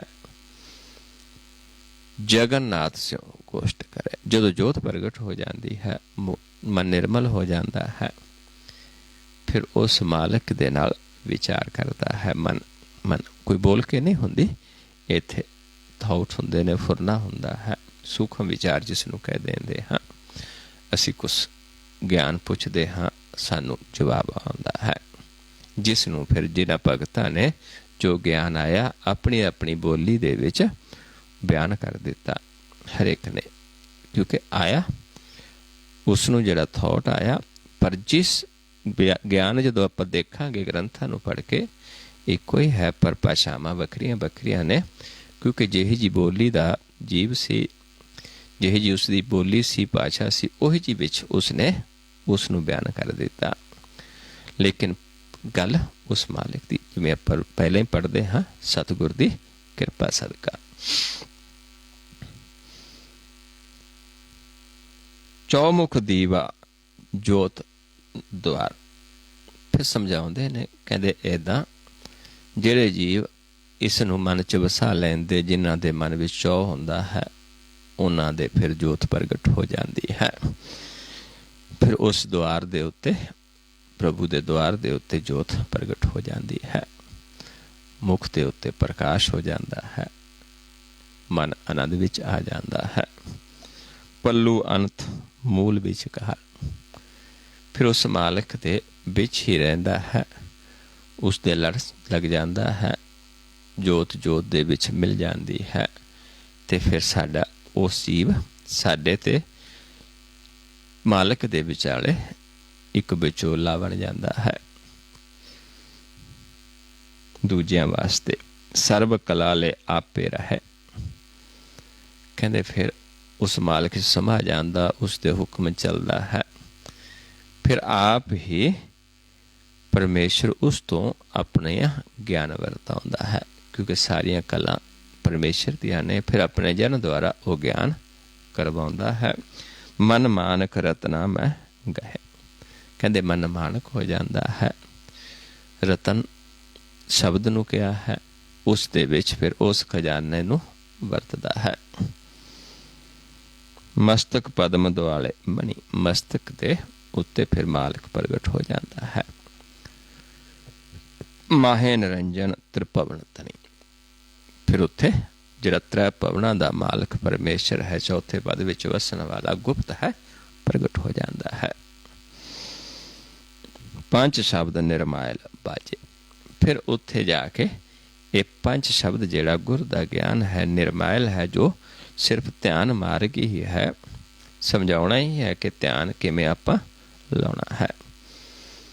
ਸਿਰਫ ਗਿਆਨ ਕਿਤੇ ਨੇਤਰਾਂ 'ਚ ਵੀ ਇੱਥੇ ਇੱਥੇ, ਕਿਉਂਕਿ ਬੋਲ ਸਿਰਫ ਬੋਲਣਾ ਹੈ, ਲੇਕਿਨ ਮਾਰਗ ਧਿਆਨ ਦਾ ਹੈ। ਸੋ ਇਸ ਨੂੰ ਨਿਰਮੈਲ ਕਿਹਾ ਹੈ। ਪੰਜ ਸ਼ਬਦ ਨਿਰਮੈਲ ਕਿਹਾ ਹੈ। ਢੁਲਕੇ ਚਬਰ ਸੰਖ ਕਣ ਗਾਜੇ। ਕਹਿੰਦੇ ਅਵਸਥਾ ਹੈ ਜਿੱਥੇ ਫਿਰ ਮਾਲਕ ਆਪ ਗੱਜਦਾ ਹੈ, ਆਲੇ ਦੁਆਲੇ ਸਭ ਮਾਲਕ ਪ੍ਰਗਟ ਹੁੰਦਾ ਹੈ, ਕਿਉਂਕਿ ਮਸਤਕ ਤੇ ਪ੍ਰਗਟ ਹੋ ਗਿਆ। ਜਿੱਧਰ ਵੀ ਦੇਖਦੇ ਹਾਂ ਉਹ ਮਾਲਕ ਹੀ ਪ੍ਰਗਟ ਹੁੰਦਾ ਹੈ, ਆਨੰਦ ਹੀ ਆਨੰਦ ਹੈ। ਫਿਰ ਆਪ ਆਪਣਾ ਗਿਆਨ ਕਰਵਾਉਂਦਾ ਹੈ। ਦਲ ਮਲ ਦੇ ਤੋਂ ਗੁਰਮੁਖ ਗਿਆਨ। ਕਹਿੰਦੇ ਫਿਰ ਉਹ ਜਦੋਂ ਗਿਆਨ ਦਿੰਦਾ ਹੈ, ਮੁਖ ਤੋਂ ਗੁਰ ਦਿੰਦਾ ਹੈ, ਉਹ ਗਿਆਨ ਫਿਰ ਸਾਡੇ ਅੰਦਰਲੇ ਜਿਹੜੇ ਦੈਤ ਨੇ, ਚੋਰ ਨੇ, ਕਾਮ ਕ੍ਰੋਧ ਲੋਭ ਹੰਕਾਰ, ਉਹਨਾਂ ਨੂੰ ਫਿਰ ਭਜਾ ਦਿੰਦਾ, ਉਹਨਾਂ ਨੂੰ ਦਲਮਲ ਕਰ ਦਿੰਦਾ ਹੈ, ਉਹਨਾਂ ਦਾ ਨਾਸ਼ ਕਰ ਦਿੰਦਾ ਹੈ। ਬੇਣੀ ਜਾਚੈ ਤੇਰਾ ਨਾਮ। ਜਿਹੜਾ ਫਿਰ ਉਸ ਨੂੰ ਜਾਚਦਾ ਹੈ, ਜਾਚ ਦਾ ਭਾਵ ਜਿਹੜਾ ਜਾਚਕ ਹੈ, ਉਸ ਦੇ ਨਾਮ ਨੂੰ ਜਾਚਕ ਬਣ ਕੇ ਗੁਰਮੁਖਾਂ ਤੋਂ ਉਹ ਗਿਆਨ ਲੈਂਦਾ ਹੈ। ਉਸ ਦੇ ਅੰਦਰਲੇ ਜਿਹੜੇ ਫਿਰ ਇਹ ਦੂਤ ਨੇ, ਉਹਨਾਂ ਨੂੰ ਦਲਮਲ ਦਿੰਦੇ ਹਨ। ਸੋ ਇਸ ਤਰੀਕੇ ਨਾਲ ਸਾਨੂੰ ਸਮਝਾਇਆ ਹੈ ਕਿ ਸਾਡੇ ਅੰਦਰ ਦਸਵੇਂ ਦੁਆਰ ਦੇ ਵਿੱਚ ਇੱਥੋਂ ਜਿਹੜਾ ਹੈ ਗਗਨ ਮੰਡਲ ਦੇ ਵਿੱਚ, ਜਿੱਥੇ ਮਨ ਵੀ ਸਾਡਾ ਪ੍ਰਕਾਸ਼ ਹੋ ਕੇ ਹੀਰੇ ਦੀ ਤਰ੍ਹਾਂ, ਮਨ ਮਾਨਕ ਦੀ ਤਰ੍ਹਾਂ ਚਮਕਦਾ ਹੈ, ਤੇ ਇਹ ਸ਼ਬਦ ਵੀ ਗੁਰ ਦਾ ਗਿਆਨ ਵੀ ਰਤਨ ਹੈ। ਸੋ ਆਓ ਹੁਣ ਆਪਾਂ, ਥੋੜ੍ਹਾ ਲੰਮਾ ਸੀ ਅੱਜ, ਭਗਤਾਂ ਦੀ ਬਾਣੀ ਵੀ ਸਮਾਪਤ ਹੋਈ ਹੈ। ਆਓ ਸਮਝੀਏ ਕਰਨਾ ਕੀ ਹੈ। ਥੋੜ੍ਹਾ ਆਪਾਂ 5-4 ਮਿੰਟ ਜ਼ਿਆਦਾ ਲੱਗਣਗੇ, ਕੋਸ਼ਿਸ਼ ਕਰਨੀ ਹੈ, ਬਣੇ ਰਹਿਣਾ ਹੈ ਆਪਾਂ ਲੈਣ ਦੇ ਉੱਤੇ। ਕੀ ਕਰਨਾ ਹੈ ਆਪਾਂ ਨੇ? ਬੜਾ ਸੌਖਾ ਹੈ। ਜਦੋਂ ਆਪਾਂ ਵਿਚਾਰਾਂ ਦੇ ਵਿੱਚ ਬਹੁਤ ਸਾਨੂੰ ਔਖਾ ਲੱਗਦਾ ਹੈ, ਲੇਕਿਨ ਬਹੁਤ ਸੌਖਾ ਹੈ ਕਿ ਆਪਾਂ ਨੇ ਆਪਣੀ ਦ੍ਰਿਸ਼ਟੀ ਜਿਹੜੀ ਹੈ, ਆਪਣੀ ਦ੍ਰਿਸ਼ਟੀ ਨੂੰ ਉਸ ਦਰ 'ਤੇ ਲੈ ਕੇ ਆਉਣਾ ਜਿਹੜਾ ਜਿੱਥੋਂ 10ਵਾਂ ਦੁਆਰ ਸ਼ੁਰੂ ਹੁੰਦਾ। 10ਵਾਂ ਦੁਆਰ ਸਾਡਾ ਕਿੱਥੋਂ ਸ਼ੁਰੂ ਹੁੰਦਾ? ਇੱਥੋਂ, ਜਿੱਥੋਂ, ਕਿਉਂਕਿ ਪਰਮੇਸ਼ਰ ਹੀ ਸਾਨੂੰ ਸਵਾਸ ਦਿੰਦਾ। ਈੜਾ ਪਿੰਗਲਾ ਤੀਜੀ ਸੁਖਮਨਾ, ਜਿਹੜੀ ਜੋਤ ਆਉਂਦੀ ਸਾਡੇ ਵਿੱਚ, 2 ਸੁਰਾਂ 'ਚ ਪੌਣ ਆਉਂਦੀ ਹੈ, ਤੇ ਤੀਜੀ 'ਚ ਜੋਤ ਆਉਂਦੀ ਜਿਹੜੀ ਸੁਖਮਨਾ ਹੈ। ਇਹ 3 ਨੇ। ਇਹ ਕਿੱਥੋਂ ਆਉਂਦੀਆਂ? ਪਰਮੇਸ਼ਰ ਤੋਂ ਆਉਂਦੀਆਂ। ਇੱਥੋਂ 10ਵਾਂ ਦੁਆਰ ਸ਼ੁਰੂ ਹੁੰਦਾ ਹੈ। ਇੱਥੋਂ ਸਭ ਤੋਂ ਪਹਿਲਾਂ ਆਪਣੇ ਮਨ ਨੂੰ ਕਿੱਥੇ ਲੈ ਕੇ ਆਉਣਾ? ਇਸ ਦੁਆਰ 'ਤੇ ਲੈ ਕੇ ਆਉਣਾ ਹੈ। ਇਸ ਦੁਆਰ 'ਤੇ ਲੈ ਕੇ ਆਉਣਾ ਹੈ। ਇੱਥੇ ਆ ਕੇ ਆਪਣੇ ਆਪ ਨੂੰ ਦੇਖਣਾ ਹੈ ਕਿ ਆਪਣੇ ਮਨ ਦੀ ਅਵਸਥਾ ਕੀ ਹੈ। ਇੱਥੇ ਧਿਆਨ ਲਾ ਕੇ ਦੇਖਣਾ ਹੈ ਕਿ ਸਾਨੂੰ ਨੱਕ ਨਜ਼ਰ ਆ ਰਿਹਾ ਹੈ ਕਿ ਨਹੀਂ ਆ ਰਿਹਾ, ਕਿਉਂਕਿ ਇੱਥੋਂ ਸਾਨੂੰ ਪਤਾ ਲੱਗੇਗਾ ਕਿ ਅਸੀਂ ਤ੍ਰੈ ਗੁਣਾਂ ਦੇ ਵਿੱਚ ਹਾਂ, ਦੇਵਲੋਕ ਦੇ ਵਿੱਚ ਹਾਂ, ਜਾਂ ਉਸ ਤੋਂ ਫਿਰ ਅੱਗੇ ਚੱਲ ਰਹੇ ਹਾਂ। ਇੱਥੇ ਧਿਆਨ ਲਾ ਕੇ ਦੇਖਾਂਗੇ, ਜੇਕਰ ਸਾਨੂੰ ਨੱਕ ਨਜ਼ਰ ਨਹੀਂ ਆਉਂਦਾ ਫਿਰ ਆਪਾਂ ਇੱਕ ਦ੍ਰਿਸ਼ਟ ਹਾਂ। ਇੱਕ ਦ੍ਰਿਸ਼ਟ ਦੀ ਨਿਸ਼ਾਨੀ ਕੀ ਹੈ ਕਿ ਉਸ ਨੂੰ ਆਪਣਾ ਨੱਕ ਨਹੀਂ ਨਜ਼ਰ ਆਏਗਾ, ਉਹ ਦੇਵਲੋਕ ਹੈ। ਤੇ ਜੇ ਨੱਕ ਨਜ਼ਰ ਆਉਂਦਾ ਹੈ ਫਿਰ ਆਪਾਂ ਤ੍ਰੈ ਗੁਣਾਂ ਦੇ ਵਿੱਚ ਹਾਂ, ਦੁਚਿੱਤੀ ਦੇ ਵਿੱਚ ਹਾਂ। ਦੁਚਿੱਤੀ ਦੇ ਵਿੱਚ 3 ਗੁਣ ਨੇ, ਰਜੋ ਗੁਣ, ਤਮੋ ਗੁਣ, ਸਤੋ ਗੁਣ। ਉੱਥੇ ਆਪਾਂ ਇਹ ਦੇਖਣਾ ਹੈ ਕਿ ਜੇ ਨੱਕ ਦਿਸਦਾ ਕਿਸ ਪਾਸੇ ਤੋਂ ਦਿਸਦਾ ਹੈ। ਜੇ ਨੱਕ ਸੱਜੇ ਪਾਸੇ ਦਿਸੇਗਾ ਤਾਂ ਸਾਡਾ ਧਿਆਨ ਸਾਰਾ ਸੱਜੇ ਹੋਏਗਾ, ਤਾਂ ਹੀ ਸਿਰਫ ਇੱਕ ਪਾਸੇ ਦਿਸਦਾ, ਸੱਜੇ ਪਾਸੇ ਤੋਂ, ਇਹ ਤਮੋ ਗੁਣ ਹੈ।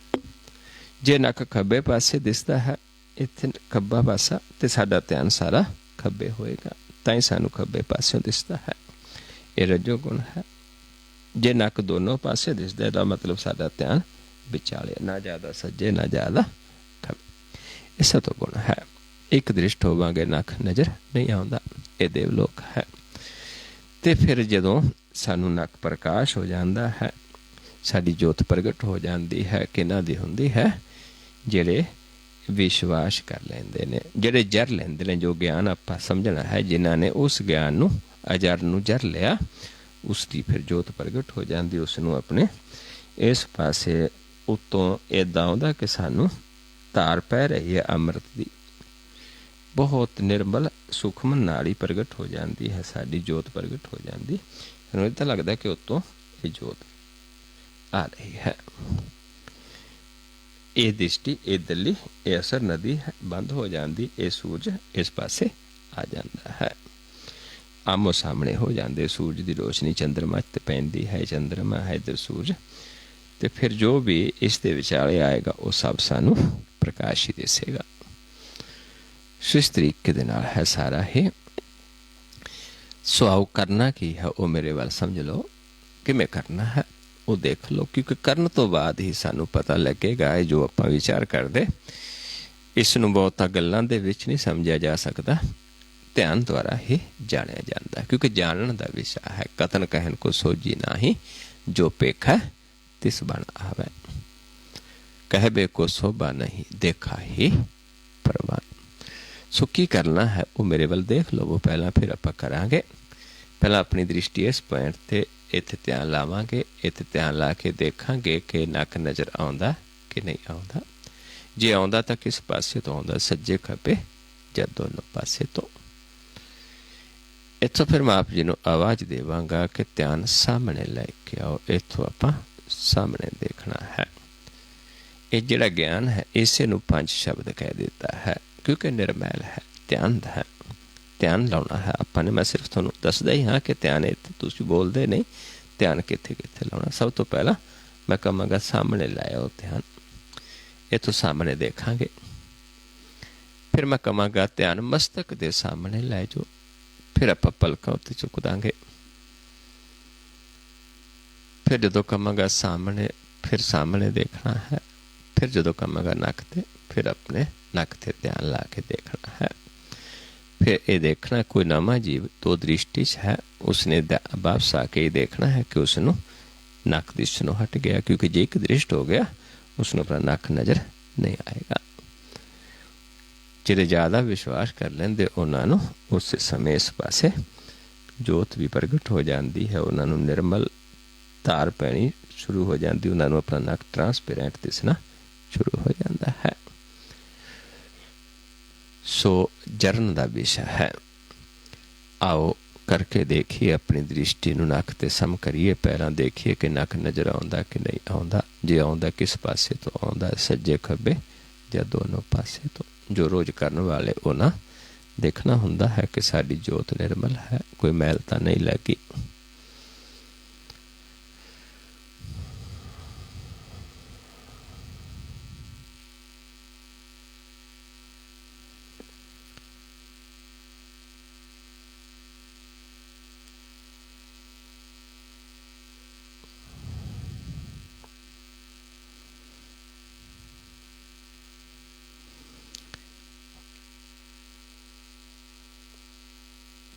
ध्यान सामने लेके आइए, सामने दे।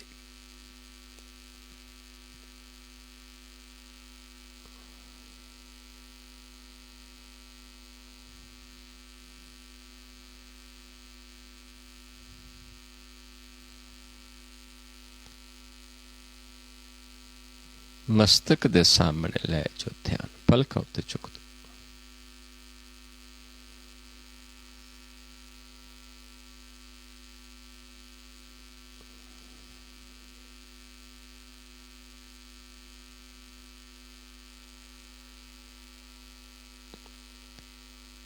फिर सामने लेके आइए ध्यान, सामने देखिए।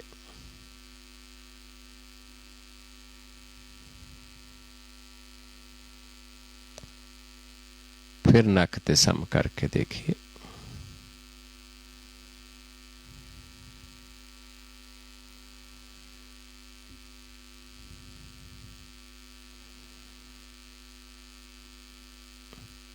ਹੁਣ ਨੱਕ ਤੇ ਸਮ ਕਰਕੇ ਜੇਕਰ ਕੋਈ ਨਵਾਂ ਜੀਵ ਕਿਸੇ ਨੱਕ ਦਿਸਦਾ ਸੀ ਪਹਿਲਾਂ, ਉਸਨੇ ਦੇਖਣਾ ਹੈ ਕਿ ਹੁਣ ਨੱਕ ਦਿਸ ਨੂੰ ਹਟ ਗਿਆ, क्योंकि एक दृष्टि की निशानी है कि नक नहीं नजर आएगा। जे आएगी परछाई जी, सिर्फ इस पास एक परछाई जी।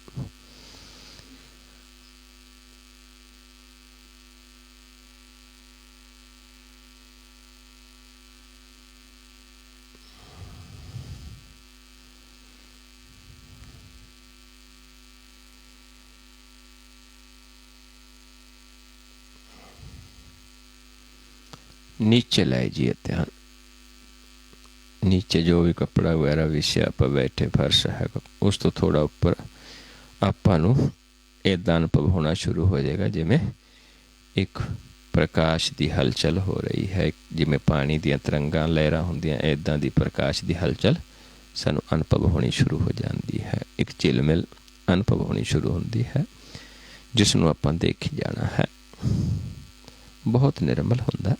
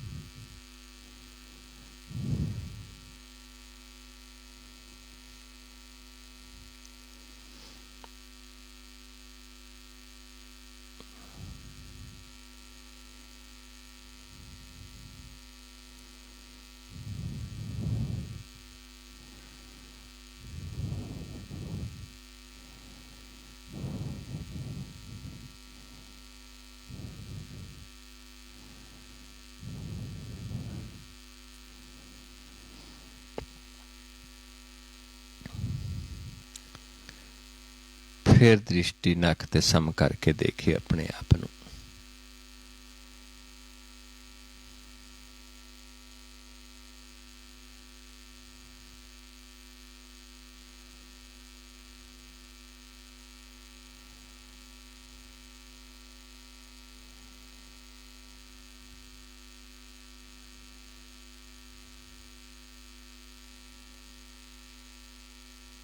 फिर नीचे लै जाइए ध्यान,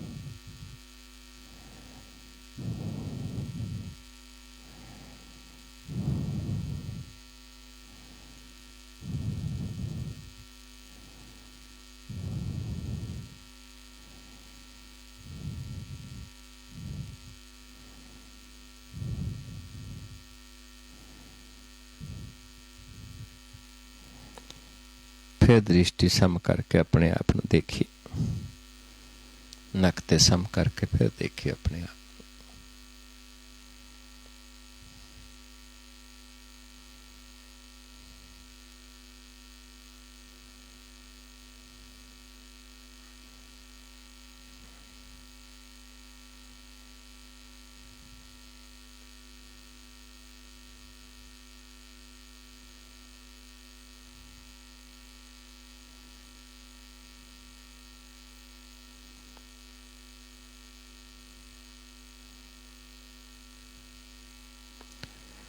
वाहिगुरु जी का खालसा, वाहिगुरु जी की फतेह।